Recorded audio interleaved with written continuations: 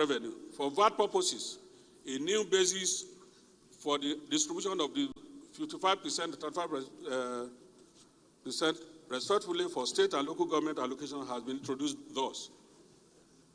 50% to be distributed equally, 20% to be distributed based on population, 30% to be distributed based on consumption. Emphasis has also been placed on the actual place of consumption, irrespective of where the returns are filed.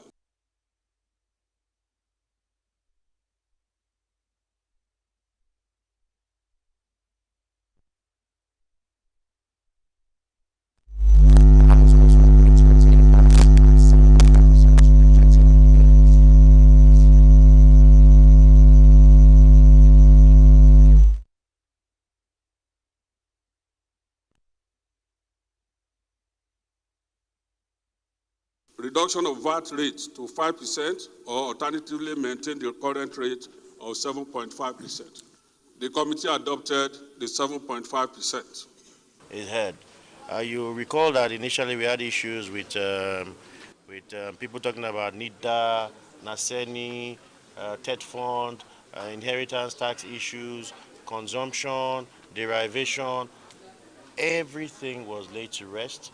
We moved, we shifted, we all agreed, there was consensus, you understand? So Mr. Speaker is right, every shade of Nigeria was represented in that deliberation. And you can see from the clause-by-clause readings today that there was no dissecting voice. We were all saying carried, carried, carried, carried, carried. So indeed it's a good day for Nigeria. The injection that Nigeria needs for it to move into the Committee of Nations has been applied. The House of Reps has sanctioned it, so we wait on the Senate to do the same.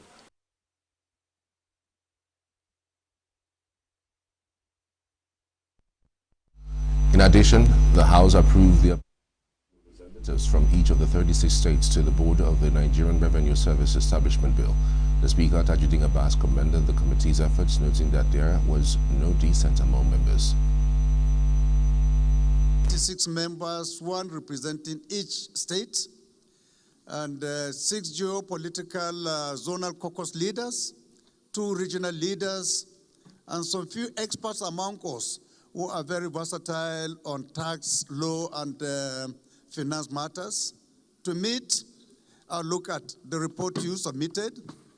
We asked questions, and it appears at the end of the meeting that every member, without exception, every member was satisfied with the job done. Everyone was carried along. Everyone made his contribution.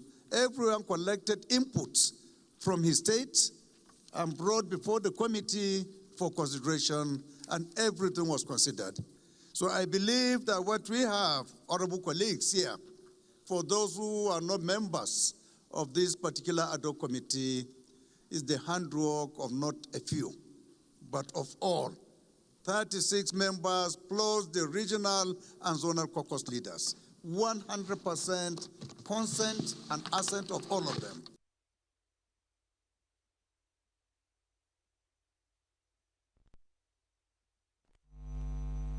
The House of Representatives Committee on Finance has proposed tax exemption on the personal income of military personnel in Nigeria. The chairman of the committee, Abiodun Faleke, disclosed this on Thursday during the close-by-close consideration of 4 tax bills transmitted to the Parliament by President Bola Tinubu in October 2024. Faleke said the proposal is based on the critical nature of the job done by military personnel. The proposal was unanimously endorsed. President of the Senate, Godswill Akpabio, has expressed appreciation to his colleagues for passing a vote of confidence on him amid allegations of sexual harassment by Senator Natasha Aboti-Uduaghan. This is coming on the heels of a confidence vote passed on him last week after a remark by a leader of the Senate, Opayemi Bamidele, in a plenary session. The Senate President, however, decried the recent comments made by Senator Aboti-Uduaghan at an inter-parliamentary union summit in New York, where she reaffirmed her allegations. He noted that the Kogi Central Senator's sexual harassment allegations were designed to mislead the international media and put the National Assembly in bad light. Thank you for this vote of confidence. I will not take it for granted, and I also have confidence in you and your ability to continue to contribute your quota towards nation building. Let's remain focused on why we are here. These things are distractions and diversionary. May God Almighty bless all of you. May God, using this Ramadan and Lent period, endow you with more wisdom, protect you, protect your families, and then bring more prosperity to our nation through Asiwaju Bola Ahmed Tinubu. Can we say amen? I thank you. Hence, the Senate, so please, we still have so confidence in our female folk. In this 10th assembly of the Senate, we have only 4 women, and the 4 of them are all committee chairmen, intentionally, in order to give a voice to women in the parliament. So I think we remain resolute, we are law-abiding, we operate through the rules of the Senate, which is an extension of the powers and privileges given to us by the ground norm, the Constitution of the Federal Republic of Nigeria. Babio, however, praised the female lawmaker, Kafilat Omara, who led the Nigerian delegation to the IPU summit for clarifying that Senator Apoti Oduagan was suspended for breaking the rules of the Senate. The Vice President Kashim Shettima has called for unity and collaboration among leaders to sustain the gains of President Bola Tinubu's reforms. Shettima, who spoke when Tinubu hosted Senate leaders to breaking of Ramadan fast at the new State House Banquet Hall, Abuja, noted that Nigeria had reached a point where Tinubu's bold leadership, well thought out policies, and proper execution were aligning for national progress. Political leaders have short-term vision. Great leaders have long-term perspective on issues. And here we are. NNPC and Dangote are struggling to see who will sell oil at the lowest price.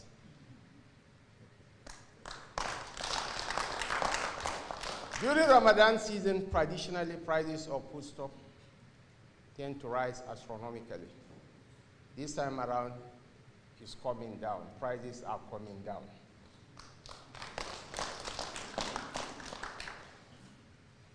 The economy is projected to grow at 4.3 to 4.6% this year. And in the fullness of time, as rightly captured by the distinguished President of the Senate, austerity will be kind to you, Mr. President. I want to thank the Senate for the warm relationship that permeates our interface. As rightly captured by Abdulaziz some few days ago, we are members of the same family, but sleeping in different rooms. We are essentially one people tied to a common destiny. What unites us supersedes whatever that divides us.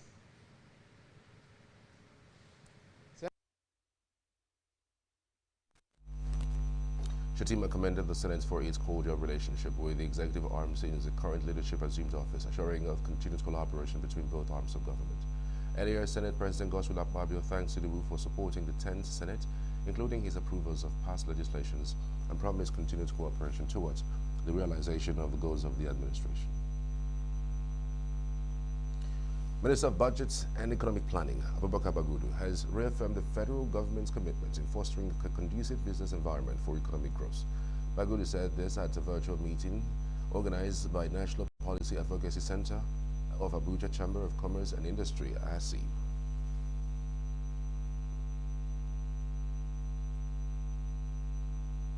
The minister said was represented by Awal Mohammed, Deputy Director of the Economic Growth Department, said that the 2025 budget aligned with the National Development Plan, NDP, of 2021 to 2025. He called on the sector to engage in public-private partnerships and leverage investment opportunities in agribusiness, technology, infrastructure, and renewable energy. Second Deputy President of the ACCI and Chairman of IMPACT, Dr. Idi Ali Yohong, provided a critical assessment of the 2025 budget and highlighted its focus on security and infrastructure as essential drivers of economic growth. He emphasized the urgent need for Nigeria to transition from a consumption-driven to a production-based economy for long-term sustainability. The Minister of Information and National Orientation, Mohammed Idris, says the reform undertaken by President Bola Tinubu have been able to lay a solid foundation for a new Nigeria. Idris, who spoke at the ministerial press briefing in Abuja on Thursday, observed that meaningful reforms across the world are never easy as they demand a lot of sacrifice, resilience, and commitment to long-term progress. He expressed appreciation to Nigerians for their patience, perseverance, and unwavering belief in the president's vision, insisting that the reforms are not just well-intentioned, but essential for the growth and development of the country. He also appealed to religious leaders in the country to use the sacred period of Ramadan for the Muslims and Lent for the Christians to offer prayers for the peace, security, and progress of the nation. The Nigerian government has proposed to unveil the Fly Nigeria Act to the National Assembly. Minister of Aviation and Aerospace Management, Festus Keyamo, disclosed this during the 2025 ministerial press briefing on Thursday in Abuja. According to him, the policy aims to boost the country's aviation industry by mandating government officials to prioritize local airlines on official trips. Keyamo explained that the proposed legislation will require all government-funded official trips to be taken using Nigerian airlines. He noted that the act is not just an aviation policy, but also a strategic move to strengthen Nigeria's economy. The minister emphasized that the initiative aligns with President Bola Tinubu's vision of a $1 trillion economy, with aviation playing a critical role in achieving that goal. Up ahead, Abia State government to commence health insurance scheme for civil servants 1st of April 2025. Legal practitioner forced Fubara's trip to Assembly for budget presentation. To stay with us. With a population of about 36 million people, the Southeast is awash with stories. Every day on Southeast News, we tell the peculiar story of the Southeast and her people. Our Southeast should be the Silicon Valley of Nigeria. Their successes, achievements, and daily challenges. Do you have a Southeast story to share? Community achievements and challenges, completed and uncompleted projects, bad roads, water scarcity, erosion, flooding, insecurity, or even disagreements? Bring it on to Southeast News. On Southeast News, no story is too big or too small. Southeast News. Let's tell our story. Showing on Signature TV every weekday at 4 p.m. WAT, 1600 hours GMT.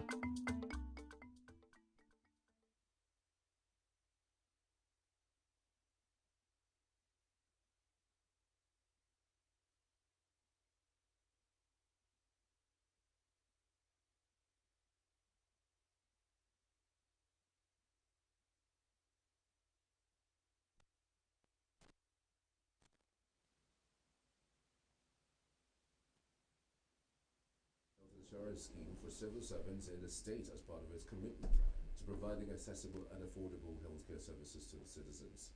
Commissioner for Health Professor ENUGU said the scheme would see civil servants in the state pay 2.5% of the total money, while the state government paid 12.5% in the first 6 months.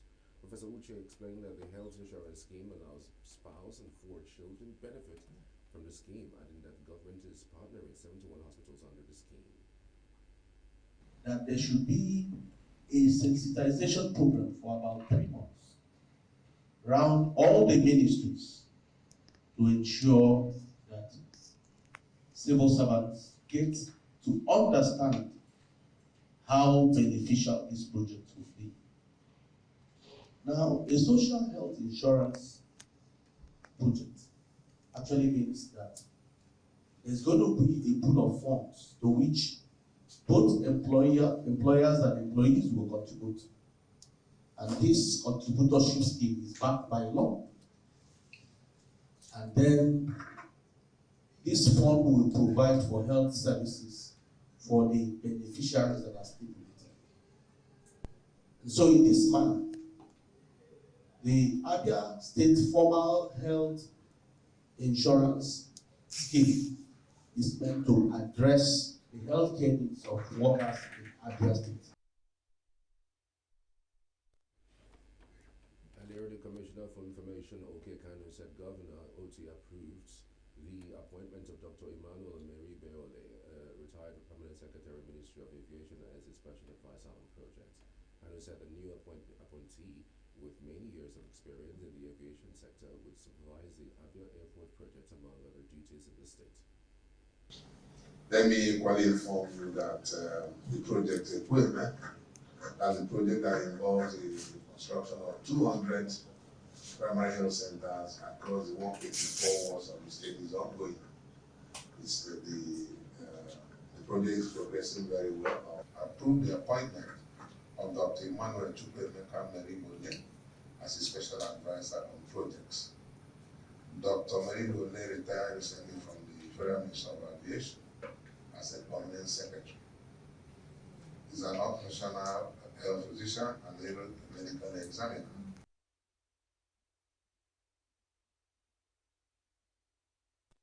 The acting national chairman of the People's Democratic Party, PDP, Umar Damagom, has disowned the South-South Zonal Congress organized by loyalists of the former Rivers State governor in Calabar, Cross River State, on February 22nd. Damagom, in his first public statement on the controversial congress, emphasized that the PDP had not conducted any official congress in the South-South zone, as the tenure of the previous executives had only recently expired. The acting national chairman gave this a clarification while speaking at the inauguration of the South-South Zonal Caretaker Committee in Abuja on Thursday. He also reiterated the PDP's strength and legacy, stressing that the party remains the best choice for Nigerians ahead of the 2027 general elections, and warning party leaders against aligning with the ruling government out of fear. Speaking on behalf of the committee, Chairman Emmanuel Ogidi expressed gratitude for the opportunity to serve and pledged to carry out the committee's duties impartially. A legal practitioner, Asim Adams, says the Rivers State Governor, Sibilaya Fubara, should have agreed on a date with the Amewale-led House of Assembly before going for the presentation of the state budget to the House. Reacting to the alleged denial of the governor access to the Assembly to present the budget following a Supreme Court judgment, Adams said that budget presentation is not just a routine exercise, but an elaborate ceremony that must be planned for by both the executive and the legislative arms of government. The legal practitioner, who featured on Signature Morning on Signature TV, emphasized that the rule of law remains supreme in any democracy, while the principle of transparency and accountability must be respected at all times. All these things happening in Port Harcourt, River State, they are all theatrics. You know, a comedy of the absurd. Now, budget is not presented like a masquerade. Budget is not presented to the House as if you are visiting a friend, you want to surprise your friend that you are within his vicinity. No.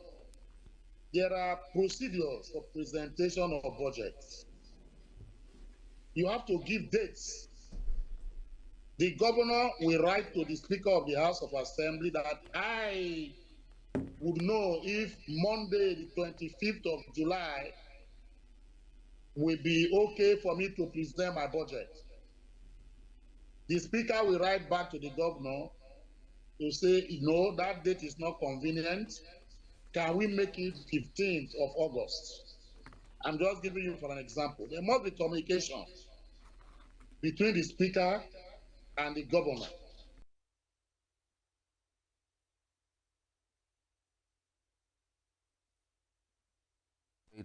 Adams stated that impeachment is not a crime, as there are clear constitutional provisions on how the exercise can be carried out. Positions are not permanent. That the position, if you hold that position, you are subject and subservient to the Constitution of Nigeria. That is what it means. So if the governor say they want to impeach me, yes, it is not a crime. If you misbehave, you can be impeached. And I don't think that you have to, begin to shout, Holy Moses, or whatever as the case may be. It is under our Constitution. It can be impeached. But what we are talking about is this: on what grounds that the governor can be impeached? The Constitution says on grounds of gross misconduct. On grounds of gross misconduct. And what is gross misconduct? The Constitution under Section 315 again went to explain what gross misconduct is that a governor or a deputy can commit, and you impeach him. You have to start the process. And it gives the House of Assembly the imprimatur authority to consider what gross misconduct is all about. Meanwhile, a renowned constitutional lawyer, ENUGU, has identified the lack of trust in the country's judicial system as a major factor hampering the development of the country.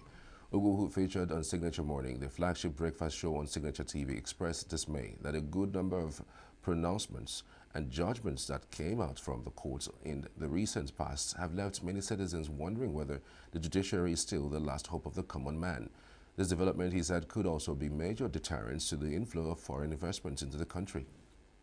What is important is that there is the need, the long and short of everything we have said here, and the long and short of what you must do about Nigeria, for Nigeria to become a country, and for Nigeria to become a country that will hold its head high anywhere in the world and before the Committee of Nations, is for you to make politics in Nigeria to become less lucrative.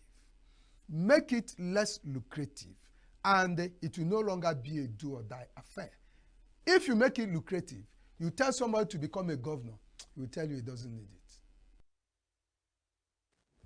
Ugu attributed the rampant cases of intra-party wrangling among political parties to the lack of awareness among party leaders and members regarding the rules guiding their parties. The situation, he said, undermines the country's democratic process and quality of governance at the various levels of government, with the citizens being the worse for it. Will they need to amend the Constitution before that act is signed into law? Before the bill is signed into law to become an act? Do they need to amend the Constitution first? Or after signing the act, after signing the bill, making it an act, can you now posthumously amend the Constitution to give legitimacy and authority to the bill, to the act? That's a very important question, which probably only the courts will answer. You see, if you look at the definition of law, what is a law? A man, Justice Frank of the American Supreme Court, once said that the law to any lay person with respect to a particular state of facts is the decision of a court. And until a court has passed on those laws, until a court has passed on those facts, no law on that subject is yet in existence. Prior to such a decision, the only law available is a gaze as to what a court will decide.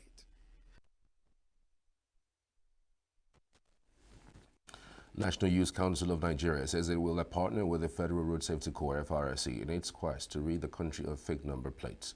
President of the council, Sarah Igwe Sukubo, stated this when he led a delegation of the council to the FRSC national headquarters on Thursday in Abuja. Sukubo, who stressed the importance of contributing to the country's safety and security, noted that fake number plates pose a significant threat to road safety. He said that the partnership with FRSC would promote road safety, enhance interagency collaboration, and foster a culture of responsibility among Nigerian youths. Responding, the FRSC Corps Marshal Shehu Mohammed applauded the Council for its willingness to contribute to nation building through advocacy and sensitization, saying FRSC had been at the forefront of campaign against fake number plates. Transactions on the Nigerian Exchange Limited rebounded on Thursday by 82 billion naira, changing a two-day bearish trend. The exchange market's capitalization increased by 82 billion naira to 66.51 trillion naira from 66.436 trillion naira recorded on Wednesday. The all-share index also rose by 130.24 points to close at 106,220 against 106,090.38 posted the previous day.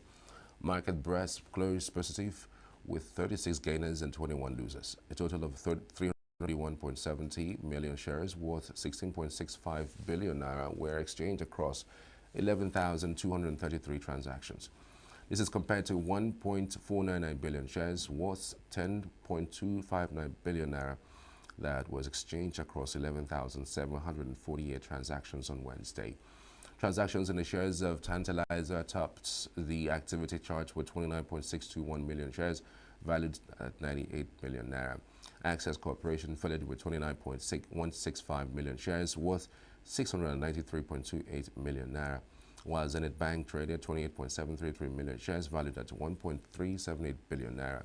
Guaranteed Trust Holding Company transacted 26.689 million shares worth 1.625 billion naira, and Universal Insurance sold 20.948 million shares valued at 12.161 million naira.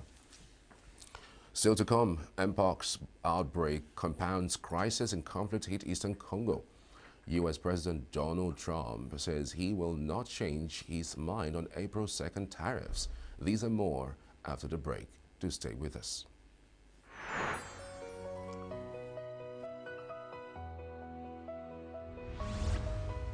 Save Nature TV. News in your pocket.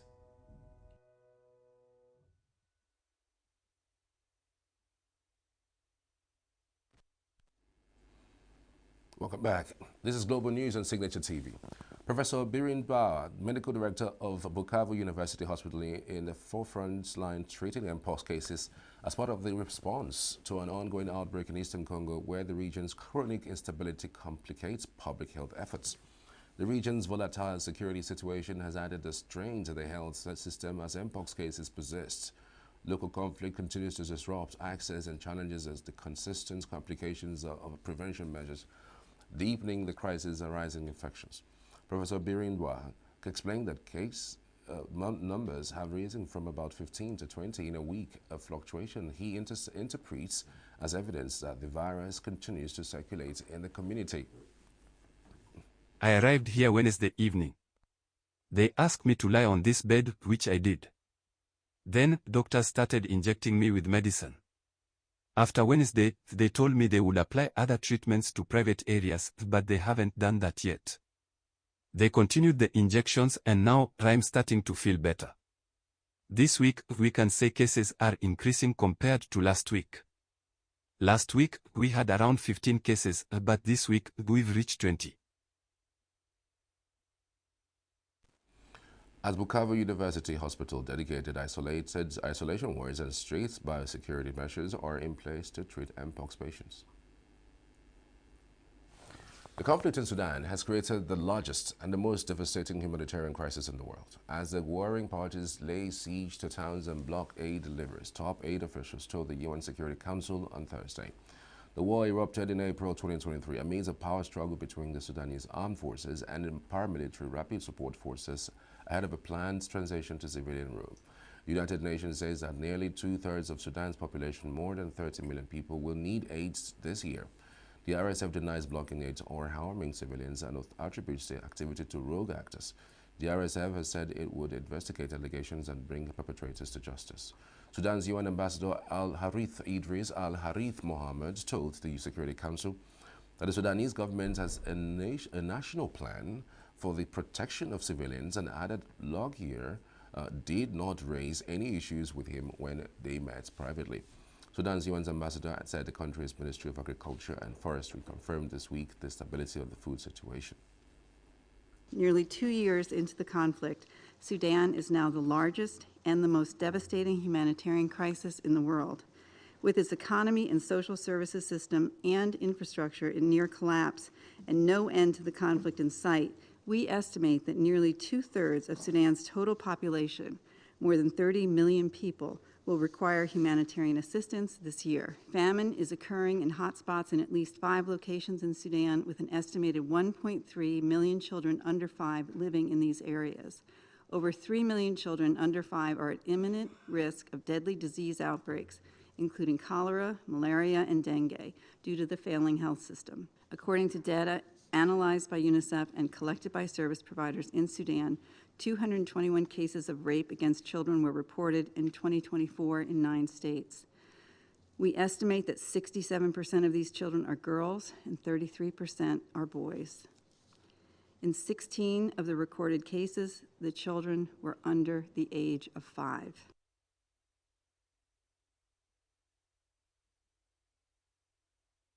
Fact-finding mission reported in October that the RSF and allies have committed staggering levels of sexual abuse. The RSF has previously said it would investigate allegations and bring perpetrators to justice. European Union leaders announced a 4.7 billion euro investment package during a visit to South Africa on Thursday. European leaders said the visit was an opportunity to strengthen close ties with Africa's most advanced economy, coinciding with the latter's presidency of the Group of 20 Nations. U.S. President Donald Trump has stunned European leaders with his pivots towards Russia in the Ukraine war, upending U.S. policies since Moscow's full-scale invasion in 2022. His staunchly pro-Israel stance has brought him into conflict with South Africa over its genocide case against Israel at the World Court. The U.S. administration has also interposed itself in Europe and South Africa's domestic politics, criticizing Europe for attempting to isolate the far right and ignoring voters' concerns about immigrants, while cutting aid to South Africa over its efforts to address historic racial and injustice. The EU trip was an opportunity to ameliorate ties which soared when South Africa refused to outright condemn Russia's Vladimir Putin for invading Ukraine. Today, we are together announcing an investment package to mobilize 4.7 billion euro in South Africa, and this is in both our interest. It includes funding for the clean energy transition, but also funding to boost vaccine manufacturing. South Africa wants to protect the health of its people as well as your autonomy and your local industries. We Europeans want to diversify some of our most critical supply chains, and we know that viruses know no borders. So that is what I call a true mutual interest. This summit is taking place at a time of global uncertainty.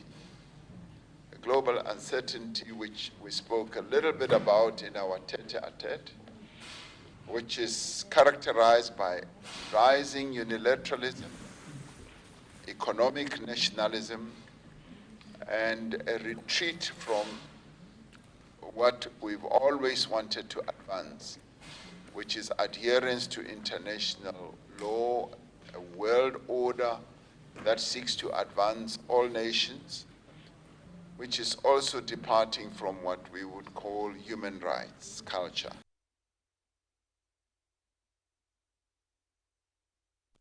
President Vladimir Putin said on Thursday that Russia agreed with U.S. proposals for a ceasefire in Ukraine, but that any truce would have to deal with the root causes of the conflict and that many crucial details needed to be sorted out. Russia's invasion of Ukraine in early 2022 has left hundreds of thousands of dead and injured, displaced millions of people, reduced towns to rubble, and triggered the sharpest confrontation between Moscow and the West in decades. Putin thanked U.S. President Donald Trump for his efforts to end the war, which both Moscow and Washington now cast as a deadly proxy war which could have escalated into World War III. Russian forces have been advancing since mid-2024 and control nearly a fifth of Ukraine's territory. Putin said Russian forces were moving forward along the entire front line and said the ceasefire would have to ensure that Ukraine did not seek to simply use it to regroup. We agree with the proposals to cease hostilities. But we proceed from the fact that this cessation should be such that it would lead to long-term peace and would eliminate the original causes of this crisis. But who will give orders to cease hostilities? And what will be the price of such orders? Do you imagine almost 2,000 kilometers of front line? Who will figure out who and when in the field of 2,000 kilometers had broken a ceasefire? And then who will blame whom in violation of this agreement? These are many of the questions that need to be analyzed carefully by both sides, and we absolutely support it, but there are questions we should discuss. How can we and how will we be guaranteed that nothing like this will happen? How will control of the ceasefire be organized? These are all serious questions. There are issues that we need to discuss. And I think we need to talk to our American colleagues as well. We should discuss it, a proposed ceasefire, with our U.S. partners. Maybe we should have a call with President Trump and discuss it with him. But we support the idea itself to finish the conflict in a peaceful way. in Saudi Arabia, and it was ready to support a ceasefire proposal. At this moment, we have people talking in Russia. We have representatives over there, Steve Witkoff and others, and they're in very serious discussions. As you know, Ukraine has agreed, subject to this, what's happening today, to a complete ceasefire, and we hope Russia will do the same. We know where we are with Ukraine, and we are getting good signals outside of Russia as to where we are with Russia. And hopefully they'll do the right thing. It's really humanity. We're talking about humanity. We're not talking about the money. But then you add the money to it, and hundreds of billions of dollars is being spent and really wasted so unnecessarily. It should have never happened. I would like to see a ceasefire from Russia, and we have, not been working in the dark. We've been discussing with Ukraine land and pieces of land that would be kept and lost, and all of the other elements of a final agreement. There's a power plant involved, a very big power plant involved. Who's going to get the power plant, and who's going to get this and that? And so, it's not an easy process. Russia, over recent days, has pressed a lighting offensive in the western Russian region of Kursk against Ukrainian forces which smashed through the border last August in a bid to divert forces from eastern Ukraine, again a bargaining chip and embarrass Putin. Ukraine now has itself a sliver of less than 200 square kilometers in Kursk, down from 1,300 square kilometers at the peak of the incursion last summer, according to the Russian military. NATO Secretary General Mark Rutte said on Thursday the alliance's members needed to produce more weapons and were lagging behind Russia and China. Speaking in Oval Office during a visit with President Donald Trump, Rutte said the alliance was not doing enough on the issue of weapons production. Because we need to produce more weaponry. We are not doing enough. And not in the US, not in Europe, and we are lagging behind when you compare to the Russians and the Chinese. And you have a huge defense industrial base. Europeans buying 4 times more here than the other way around, which is good because you have a strong defense industry, but we need to do more there to make sure that we ramp up the production. U.S. President Donald Trump said on Thursday that he was not going to change his mind on imposing sweeping reciprocal tariffs on all trading partners on April 2nd. Trump has defended his use of tariffs, dismissed recent market volatility, and vowed that investors would eventually see gains for putting money to work now. Look, we've been ripped off for years, and we're not going to be ripped off anymore. No, I'm not going to bend at all. Aluminum or steel or cars, we're not going to bend. We've been ripped off as a country for many, many years. We've been subjected to costs that we shouldn't be subjected to. In the case of Canada, we're spending $200 billion a year to subsidize Canada. Why should we subsidize another country for $200 billion? It costs us $200 billion a year. And again, we don't need their lumber. We don't need their energy. We have more than they do. We don't need anything. We don't need their cars. I'd much rather make the cars here. And there's not a thing that we need. Now, there'll be a little disruption, but it won't be very long. But they need us. We really don't need them. And we have to do this. I'm sorry, we have to do this. Well, if they do a shutdown, and ultimately that might lead to very, very high taxes, because we're talking about a shutdown. We're talking about getting to work immediately on the greatest tax bill ever passed. That was the one we did. It was a renewal, and it's an addition to it. And we're going to cut people's taxes. Trump said Facebook was going to invest $60 billion by the end of the year. Mexico's economy minister Marcelo Ebrard said on Thursday that his government was having intensive talks with the United States over Washington's threats to impose tariffs on goods from the #1 trade partner by April 2nd. The United States has repeatedly threatened, implemented and paused tariffs on Mexico, which are expected to have a big impact on both economies, which have become tightly integrated through free trade pacts over the last 3 decades. Speaking at the regular morning press conference, Ebrard says that he hopes Mexico would reach April 2nd in better conditions compared to other countries targeted by U.S. tariffs. Ebrard said the Mexican government will be having meetings with the sector to seek to protect its economy from the trade barriers. We are going to have talks, and these weeks will be very intense, raising Mexico's points of view based on what I have just told you. The integration with Mexico is exceptional. There is no other country, not even Canada, with which there is not an economic integration like the one between Mexico and the United States. So we will act with composure, resolution, and firmness to achieve the best possible position for Mexico in relation to any other country. This strategy of firmness and cold blood is the best possible strategy, and it is yielding results. Mexican President Claudia Sheinbaum, who has taken a calm approach in face of the on and off again the U.S. tariffs, has said her government will wait until the United States decision on April 2nd before announcing any potential retaliatory measures. Armenia and Azerbaijan will not deploy third country forces along their border after the two sides sign a peace agreements, Armenian Prime Minister Nikol Pashinyan said on Thursday. Officials in Yerevan and Baku said earlier they had agreed the text of a peace agreement to end more than 3 decades of conflict between their countries. A sudden breakthrough is a fitful and often bitter peace process. First, let us confirm that the negotiations on the text of the agreement on peace and the establishment of Interstat. Let's confirm that the text is ready for signing, and we are ready to begin discussions on the timing and place of signing. At the moment, the existing content of agreement can be considered a compromise option that may be acceptable. And, in fact, yes, in the given circumstances it is acceptable for the Republic of Armenia.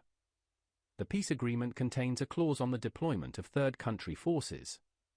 This means that after the peace agreement comes into force, both Armenia and Azerbaijan should not deploy third country forces, with all the ensuing consequences. Peacekeepers completed the withdrawal last May from Karabakh, a region in Azerbaijan that had a mostly Armenian population and which Azeri forces recaptured in the lightning offensive in September of 2023. The European Union also has a monitoring mission in Armenia whose mandate it has extended until February 2027. Representatives of one of Bolivia's key economic sectors sounded their alarms on Wednesday as the long-lasting fuel shortage the country is facing has put the farming industry in a precarious position. In the agricultural hub of Santa Cruz, lines of vehicles, including agricultural machinery, were seen on Tuesday in gas stations waiting to fill up amidst the crucial soybean harvest. Soybeans are a cornerstone of Bolivia's economy and export market, and with the country collecting over 2.6 million tons of soybeans, according to government data for 2024, Bolivia is the world's 10th largest soybean producer, according to U.S. government data. On Wednesday, local governor Mario Aguilera demanded that the national government, led by Luis Arce, either provide fuel or liberalize fuel imports to alleviate the shortage in a post on his Instagram account. Since the 1990s, Bolivia has depended on the subsidized hydrocarbons, a strategy that experts claim has depleted the country's foreign currency reserves and led to market imbalances. Social media giant Meta on Thursday announced it would begin testing its new community notes feature across its platforms on March 18 as it shifts away from third-party fact-checking towards a crowd-sourced approach to content moderation. Meta's chief executive Mark Zuckerberg announced the new system in January as he appeared to align himself with the incoming Trump administration, including naming a Republican as the company's head of public policy. The change of system came after years of criticism from supporters of U.S. President Donald Trump, among others, that conservative voices were being censored or stifled under the guise of fighting misinformation, a claim professional fact-checkers vehemently reject. Meta has also scaled back its diversity initiatives and relaxed content moderation rules on Facebook and Instagram, particularly regarding certain forms of hostile speech. The initiative, similar to the system already implemented by X, would allow users of Facebook, Instagram, and Threads to write and rate contextual notes on various contents.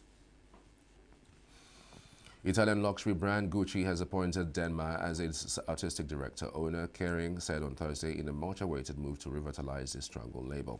The appointment comes after Gucci, once one of the industry's biggest success stories, has suffered a prolonged sales of decline. With revenues down 24% in the fourth quarter of 2024, the label's former design chief, Sabato De Sarno, left in February. Georgian fashion designer Demna has been the artistic director of Kering's Balenciaga since 2015 and will take up his new role in July, Kering says.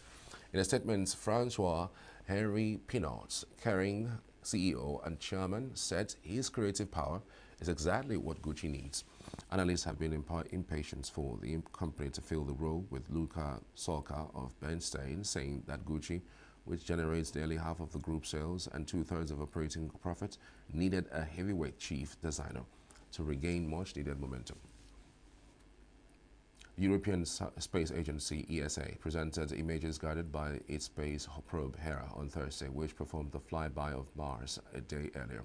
The flyby of Mars enabled the space probe to slingshot in the direction of its final destination, the asteroids Dimorphos and the larger Didymos, said the project's manager, Ian Connelly. Connelly, ESA project manager, says there are more than 100 million asteroids in the solar system, of which 30,000 are currently tracked as potentially dangerous.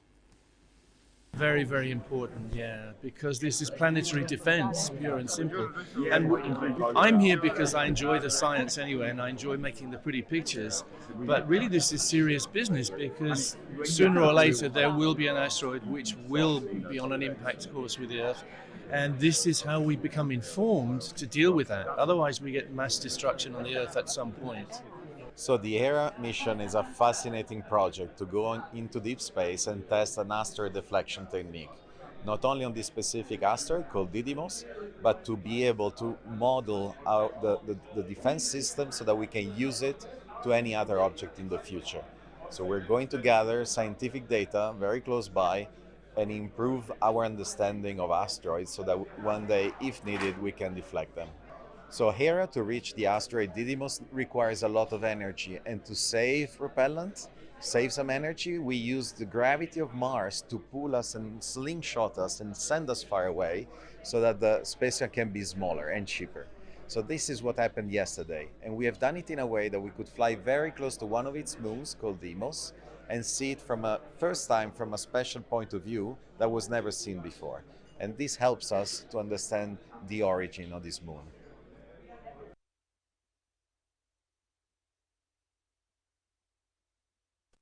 The images presented on Thursday in the German city of Darmstadt were taken from the distance of 5,000 kilometers from Mars. They show the surface of the red planet and Deimos, one of Mars' two moons, from a point of view that was never seen before, according to Connelly. The International Olympic Committee and Comcast-owned NBC Universal have agreed to a $3 billion extension of their Olympic Games media rights contract for the United States to 2036, the IOC says on Thursday. The deal, which covers all media in the United States, also includes joint projects with the broadcaster on technology infrastructure and digital advertising, among others. Los Angeles will host the 2028 Summer Olympics. The U.S. broadcaster, whose previous deal ran until the 2030 Brisbane Summer Olympics, is the single biggest source of revenue for the IOC. The IOC's total revenues from all broadcast rights deals for the period 2017 to 2021 were $4.54 billion. The announcement of the deal came days before the elections of a new IOC president to succeed outgoing Thomas Bach after 12 years at a vote in Greece on March 20. Bach's departure comes with the organization in a financially robust position, having secured $7.3 billion from media rights, sponsorship, and other revenue streams for 2025-28 and $6.2 billion in contracts for 2029 to 2032. More deals are expected for both four-year periods. Seeds fell at the All England Open Badminton Championships in Birmingham on Thursday. Men's third seed Anders and Tosend of Denmark and fifth-seeded Thai Konlavat Witterstern both suffered defeats in straight sets. Antosand was beaten 21-10, 21-13 by Zhu Wei Wang of Taipei, while Witterstern lost 22-20, 21-15 to French 10th seed Alex Lernier.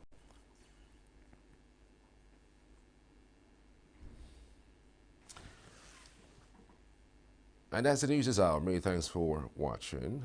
Join me and my colleague in a few minutes for the morning show to stay with us.